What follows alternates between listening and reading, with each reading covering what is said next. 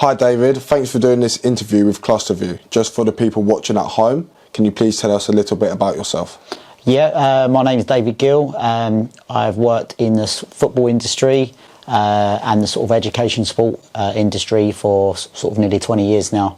I currently work for a Cat 1 Premiership football club as a scout, and also do a bit of coaching for the Girls Academy as well. I run a independent sports company that we've run for nearly 6 years now, SAS Academy, which is going well. So yeah, been involved in sort of the sport industry for quite a long time now. That's brilliant. Could you tell me something that's different between the boys' football and the girls' football, as you coach from both different teams? Yeah.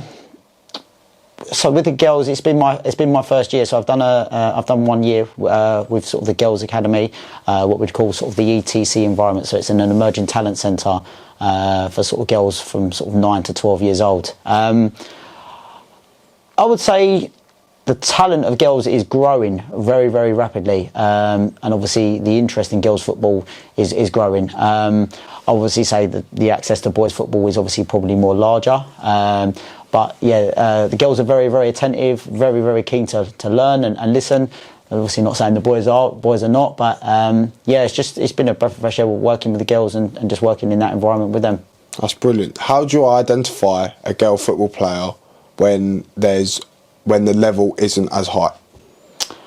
I suppose it's just getting to know the girls' environment and understanding the level for girls. And we see a lot of girls now playing mixed football. I think that gives you a little bit of a gauge, and girls that are sort of managing to physically, how can I put it, physically be able to withstand themselves with the boys, technically, and sort of show some sort of game understanding as well.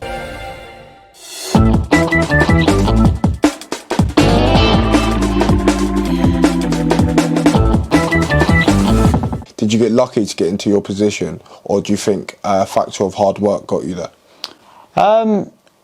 I personally would say I'm grateful. I've been grateful to be grown up in football. My dad was sort of a professional football coach. He's worked at grassroots level. He's done a number of sort of different standards. So yeah, I've always been kind of grown up in it. I suppose lucky I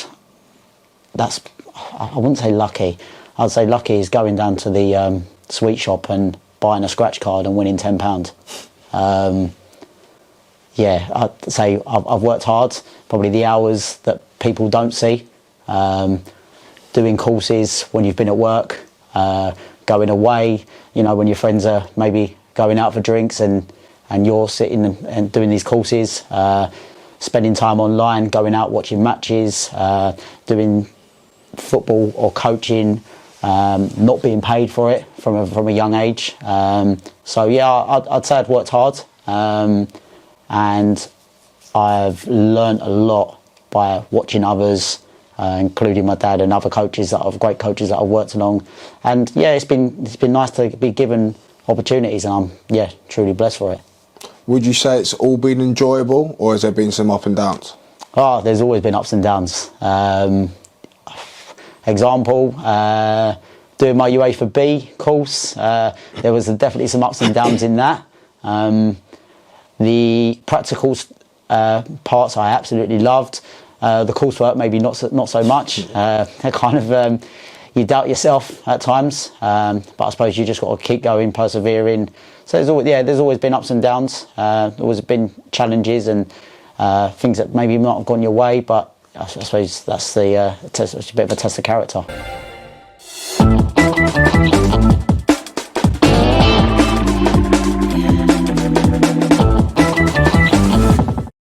How do you stay updated with the latest trends in football, because the game keeps evolving?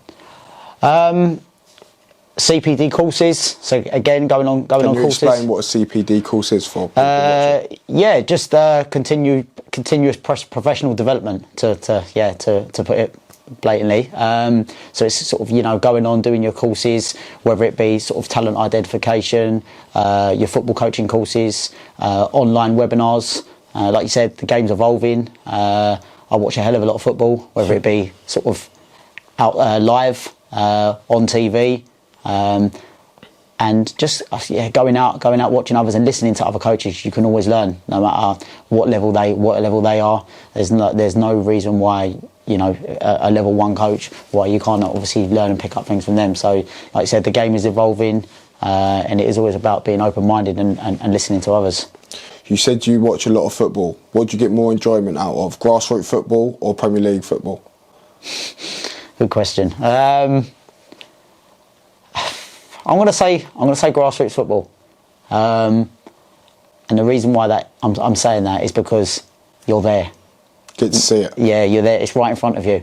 Some moments you see grassroots football is brilliant. Yeah, it's a great feeling. You know, seeing a boy take a good touch, beat a player, get a good strike on goal, or a great tackle, and maybe a player that you've seen before may have not developed those before, and you see them sort of 2 to 3 months later, and you see them doing them in a game, in their moments in the game, and it does. It gives you a good sense of satisfaction, definitely. How do you pick a talented player on a football pitch when there could be 2 or 3 about the same level? I try to look at players sort of in possession and out of possession. So what are they doing with the ball, but also what are they doing off the ball? So it might be their team's in possession of the ball, but they're not on the ball. What are they doing? What are they doing off the ball? And obviously out of possession as well. What are they doing sort of in 1v1 situations, or maybe when the ball's over the other side of the pitch? Their game understanding, and obviously just looking at it from a whole sort of 4-corner model, technically and tactically, what are they doing? The social side, when things are maybe not going their way, there might be 2 or 3-0 down. How is that player reacting? Has he got his head down? Is he still working hard? There might be players in his team that might not be having the same effect, and I suppose it's, you know, looking at their overall game. No one's a finished article, but if they are, you know, ticking 3 boxes out of the 4, can we help them with their areas of development for their 4th box? What advice could you give to a young football coach watching this interview? One of my big things is when you're coaching, whatever level you're coaching, plan, do, review. I think it's something that resonates with me from when I done my level 1, even my level 2, and even onto my UEFA B. Don't do coaching sessions off the cuff, because it will come out to bite you, and it will show. It might not show it on every session, but if you haven't got a plan B, or you haven't planned your session, it could go wrong. But again, on the other breath, there's nothing wrong with having a bad session. I've had plenty, and it's about reviewing it, and looking at, you know, why you had a bad session. Was it you didn't have enough players? Was it the fact that your area wasn't big enough for the session? Did you get your main coaching points out of it? And then doing the session again, having the confidence to do the same session again, but just, you know, tweaking a few things. So that is one of my main advice for any young coach. But go out and watch other coaches. Go out and watch their sessions. You know, it's there's a saying that says all coaches are the best thieves. Because you nick from each other. You nick from each other. I've nicked plenty from you. Now, listen, I've watched some of your sessions as well, and you know, you all pick up ideas. So yeah, go out, watch sessions, because you will look at it and you will pick little snippets from it. So I think that is a massive part of coaching, and just believe in yourself and go and do, you know, your courses. A course doesn't necessarily make you a coach, but it helps. How do you assess a player is right for a specific team? That's a good question.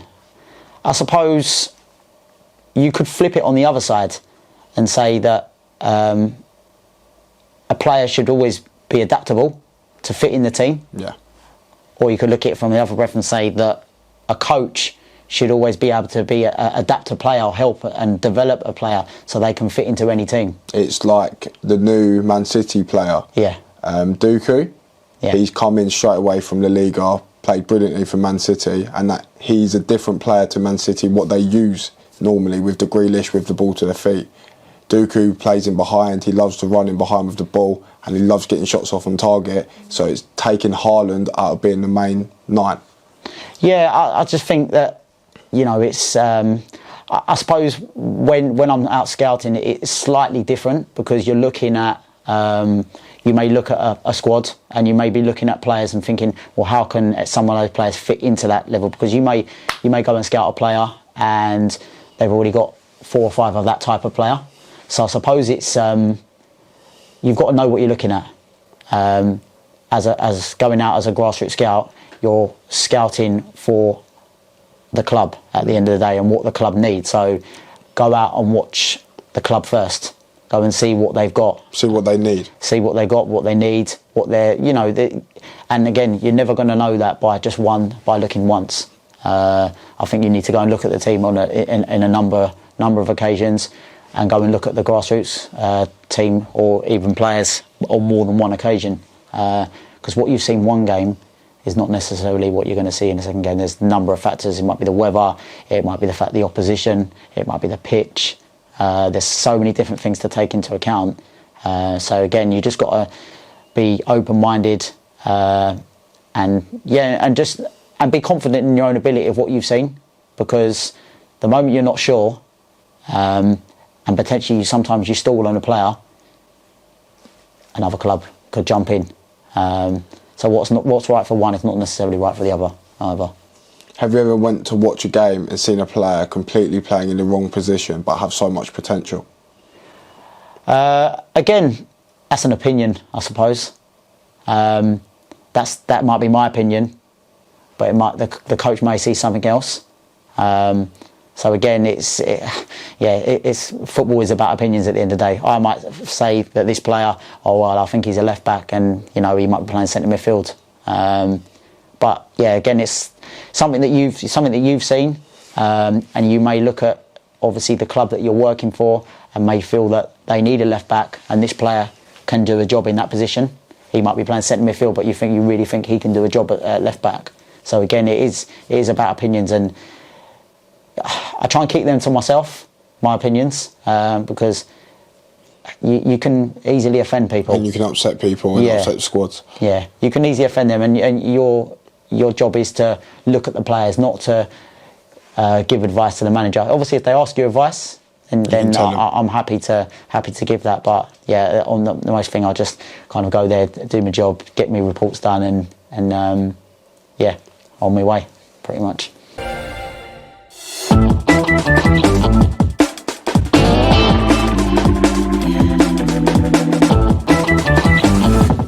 How do you maintain relationships with players and coaches and agents?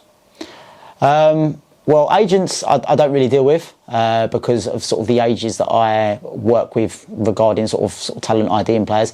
I normally work sort of into the 7s to 10s age bracket. So yeah, obviously no need for agents at that age. But yeah, relationships with parents when scouting, again, you don't really deal with them too much until you're sort of looking at a player and you want to move further forward with them, with the club. The most important thing is to build the relationships with the grassroots teams, because you have to, number one, go through the protocol of making sure that, you know, letting them know that you are attending.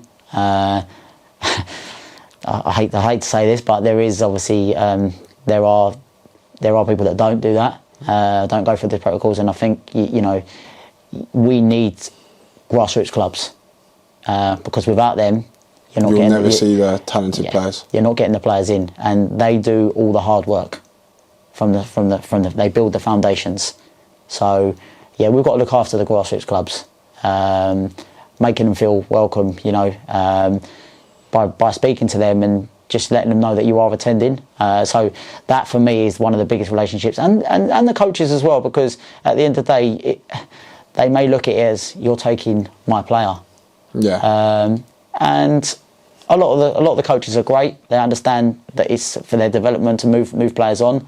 But on the other breath, you know, we are understanding. I like to think we're understanding. And if a player has start the season, they just joined the club, and there is a player that you like, and I think you sort of have to be understanding that they're trying to build a team as well, to think, and obviously to think about the others as well in the team as well. So yeah, just building those relationships. And when you do speak to the parents, I think it's about being honest with the parents. So when you actually do make those conversations, being honest, being paramount with them, and not kind of leading them down a garden path. Just, you know, for an example, if I'm now scouting an under-7 player, for me, he's going to do a bit of training. It's nothing else. He's not going straight away to, I'm playing for a team. Well, yeah, you can't. At the end of the day, you sign at under-9s. Some people might not know that, but I see that as an extra bit of training. It's an extra bit of free development. Development for their player. Yeah. And development for the team that they are playing for. Because they get a better player. 100%, because you've seen it so many times where a player will come into those environments and naturally they will improve. They're getting an extra bit of training. They're getting ball rolling time. They're getting time on the ball, and potentially they could, no disrespect to maybe their grassroots players. I'm sure they've got some great players there as well, but they may predominantly be training with sort of very, very, very good players all around across the board. So yeah, I think it's just about being honest with them and just saying it is an extra bit of training, and anything above that happens after that is a bonus. A bit of a sad question, really. Have you ever seen a player who's completely talented but the parents haven't given them the right guidance? Yeah, I feel it's getting better, because a lot of parents now are invested in their children in football. You've only got to look at social media now. To see. Everyone's got an Instagram account. yeah. That's another story. But no, it's I'm not saying I agree with it. I'm not saying I disagree with it. It's a chance to showcase your son and be proud of their achievements. You may look at it 3 years down the line and look at those social media photos and look how far they've come. You can use it as a memory, however you want to do it. So there's lots of positives from it as well. I think just going back to, you've got to understand that parents have got other children as well, and it's very, very difficult. It can be very challenging. When you're hearing multiple different things, one coach is saying this, another coach is saying that. Yeah, that's tough as well. I think parents have just got to, trust the coaches, trust the ones that are obviously looking after their son. I think I'll use school as an example. Parent can't go in the classroom and go and sit next to their child in the classroom and telling them what to do in the classroom. So why can you do it at grassroots football? Trust the adult, trust the professionals, or the ones that are in their care. Otherwise, if you don't, why have you brought them there in the first place? I think at the end of the day, do it at home, do it yourself. But yeah, I think it's. I like to think parents give their children a lot more opportunities. It is difficult. Some parents don't drive, and it can be challenging to take them to these clubs, especially these up and coming superstars that maybe go into 5 different clubs. They might be going to Arsenal one day, they might be going to Crystal Palace, they might be going to Tottenham or wherever they're going, and it is tough, and it's physically sort of draining, not only for the for the child, but the parent who's actually driving them from work as well. So yeah, they do the best they can.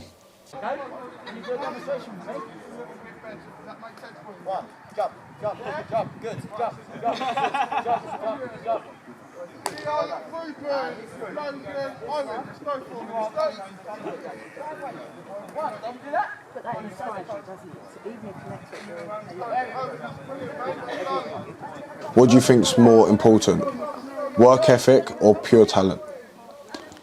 To be honest, you wouldn't have the talent if you didn't work hard, because the talent will only take you so far. You can have little snippets, of talent, but at the end of the day, if you don't continue to work hard and work on those talented aspects of your game you've got, then for me, it's you've got to work hard. Talent will only take you so far. Aggression is necessary on the pitch. Do you think there's enough being done off the pitch to calm players down? I think that comes with the environment you're in. When you finished a game, or when a child's finished a game, majority of the time they're coming with their parents. They're going home in the car, or they're walking home, or they're going on a bus. That parent needs to just also take a deep breath. That child might have not had a great game, or they might not feel they've had a great game, or that they may have lost the game, and it may sort of have upset the child that they've not won the game. I think a parent needs to just let the child have their time out, have their time to just reflect. It might even be, let them be on their phone for 10, 15 minutes. Let them listen to some music, just to let them wind down, because that aggression that's in them can lash out. Yeah, it's not going to mellow them out if the parents, you should have done this today, you didn't do this today, you didn't do that. I think at the end of the day, the child probably knows he didn't do that. That played very well. Yeah, he probably knows he didn't do certain things in the game, but they're not silly at the end of the day. I think parents need to just let them have a bit of time out, let them reflect, and then come back to it, revisit it the next day, or revisit it in a few hours' time when they've cooled down, and then you can have those open conversations. And I think that then that aggression then doesn't happen. That's my view on it.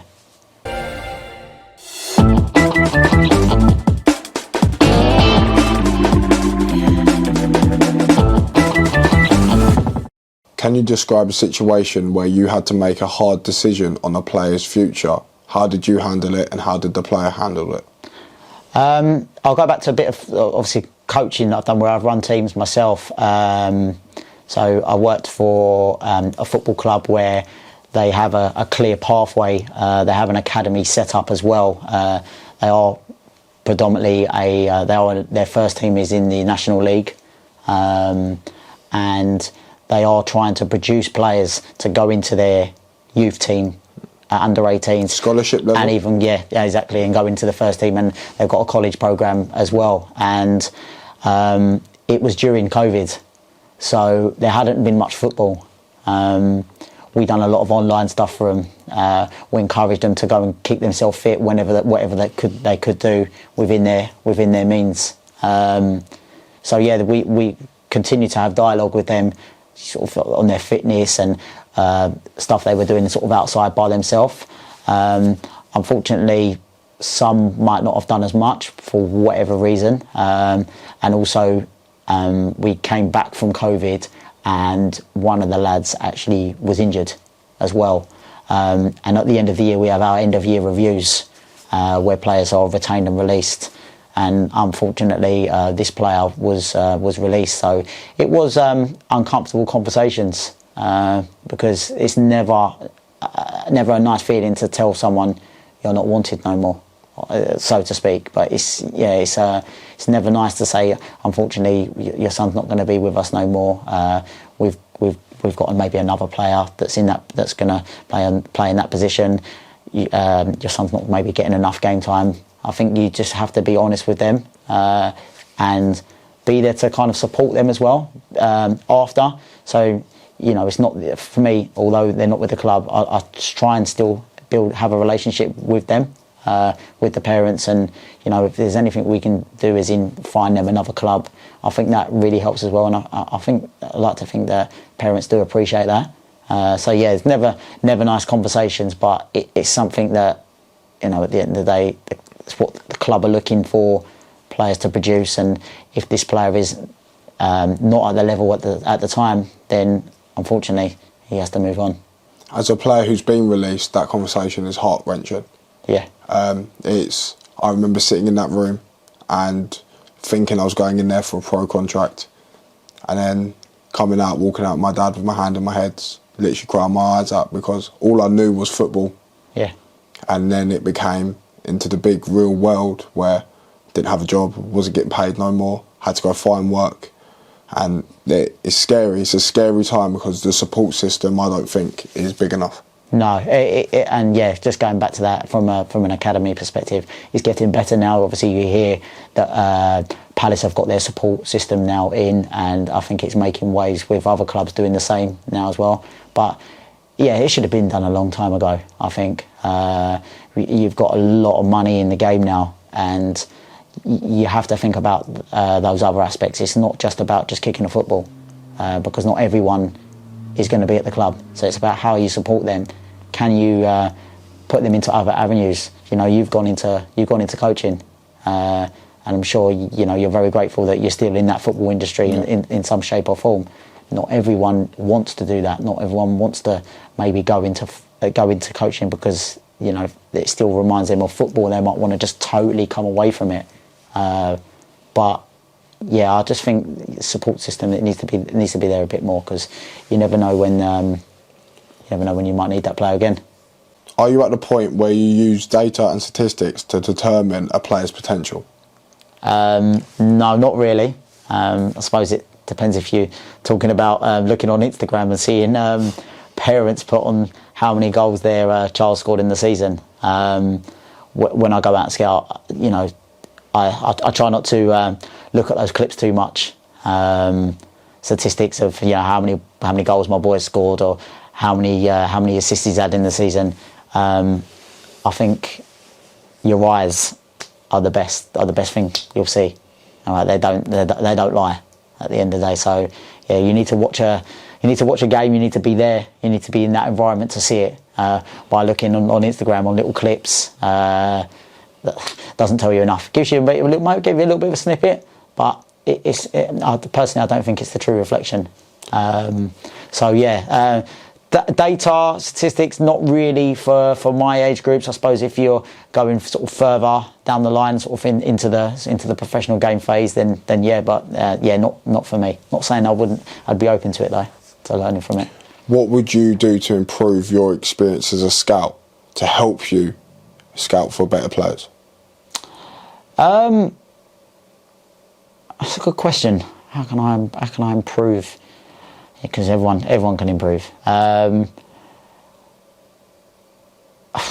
Jack, you've stumbled me on this one. Crumbled you. You absolutely stumbled me. Go and watch more games. Yeah, just go and watch more games. A wide variety of games, different areas. There's obviously with my role. Unfortunately, there's certain areas I wouldn't bother going to watch because they'd be out of the catchment area and it wouldn't be worth my while. So I get to know and I understand the requirements now. But yeah, I'd say just go out and watch games and understanding the levels. I think, again, we talked about coaching earlier, going out and watching coaching sessions. The only way you're going to improve as a scout is by going out and watching these games, making notes. Don't just rely on your memory and what you've seen. Because after the game, and then you moved on to, let's say you go and watch more than one game in a day, you go and watch the next game, your mind's on that game now. You've forgotten, not saying you've forgotten about it, but if you haven't wrote any notes down, you're then going, was that the number 10 I saw? Or was he number 6? Or was that the other one? And it's, yeah, your mind starts ticking along. And I've done it. Sometimes I take a pad with me, sometimes I do it on my phone. Sometimes it's raining, it's cold, your hands are cold, and you're like, I don't want to get out my phone, my hands are cold, and it's little things like that. You just write little things down, little notes down, little jots down, and it will refresh your memory. So yeah, that's how you can improve on it for me. You said about the different catchment areas. Do you think the different catchment areas play different types of football? I think you get your street footballers. You get the players that play sort of in your pens, in your cages. Back in the day, I played from a young age. When I was sort of 6-7 years old, I was lucky to play for a very, very good grassroots team in Dulwich Hamlet, and we had. I'm sure some of them might have heard. Listeners might have heard of him before. Bradley Wright Phillips, who played for New York Red Bulls, had a very good career. He was a street footballer. He used to play in the pens. We used to pick him up from Tulse Hill, on the Tulse Hill estate. We used to pick him up at sometimes 8:30 in the morning, and he'd be out there playing football already for like a 10 o'clock kickoff. So I'd say, yeah, there is different types of footballers. You got your street footballers. You got players that might come from a different sort of environment. They might come from a well-off environment where they might not be maybe as tough. Physical. Yeah, physically tough. And it might not mean to them enough. They might just be just happy just to play football and just socialise with friends. Where some players have just got the grit and determination to become a football player. Football is just all they know, all their life. It's all it is. And you know, it might have been yours. You mentioned about football was something that you'd always wanted to do, and the same with me. But I suppose I played. I had a few illnesses when I was younger, and I was very, very technically good, but I was very, very lightweight. I wasn't very strong. I was very physically good, but I weren't very technically good. So it's so it's vice versa. So yeah, there's all different types of players, and I think you kind of have to understand, you know, their background, where they are, and it's great when you see a mixture of players. When you see, you know, some of your street footballers, and you see players that maybe from that different background, and they come together and they become friends, and they, you know, that street footballer gets to go round to his house. He sees that environment, and even vice versa, because you know, it makes you appreciate what you've got, or maybe not what you haven't got, and it will then spur you on to want those nice things as well. So yeah, I think it's nice to have a good balance.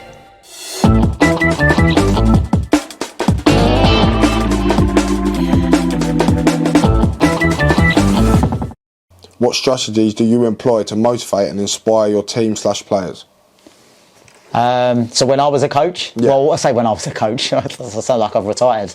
Obviously, I don't run any teams per se now, but when I'm coaching still, or when I'm in sessions, I think when I was running a team, motivation for me in a player, it's in yourself. At the end of the day, if you're now I've given you a shirt, and you're in the starting 11, or the starting 5, or the starting 7, surely that's enough motivation to carry on. To say, I've been given a shirt, I've been trusted by the coach that I'm going to play. And if you are sub, you know, you use that as motivation to be that starting player. Yeah, I think so. But no reason why you can't have a word with that player. I'm talking, you know, at the top level now, or semi-professional level. I've learned a lot from following my dad from when he's sort of run non-league teams, and it's more of like a 3-point game where the result matters. And I think it's, you know, having those conversations with the players that might be sub, having a conversation beforehand. Say, listen, son, you're sub today. This might be the reason why you're sub, but, you know, be ready. Be prepared that you're going to come on and potentially change the game. So, again, playing little devil advocates and mind games with players, you know, saying to them, giving them a little bit of a boost. Yeah, giving them a bit of a boost, and saying, you know, even on the pitch, it might be on the pitch. Talk to him at half time. Centre forward's not having a great game because the centre half has absolutely got him in his pocket and he's bullying him. Might just say to him, hey, listen, this player's he's giving you an easy ride. Like, he's got you in your pocket, and it gives him that sense of thing. Well, I'm going to show him. If that's what he's doing to me, then I'm going to. That can also make or break a player. Yeah, of course it can. It works with different sort of players, and I think you've got to know your players. Know your players. Some players will want an arm around them, and some players will want that little bit of push. Yeah. So motivation for me, you're playing in the team as far as I'm concerned. So that's enough motivation for me. Dave, thank you so much for doing this interview with Clusterview. No problem.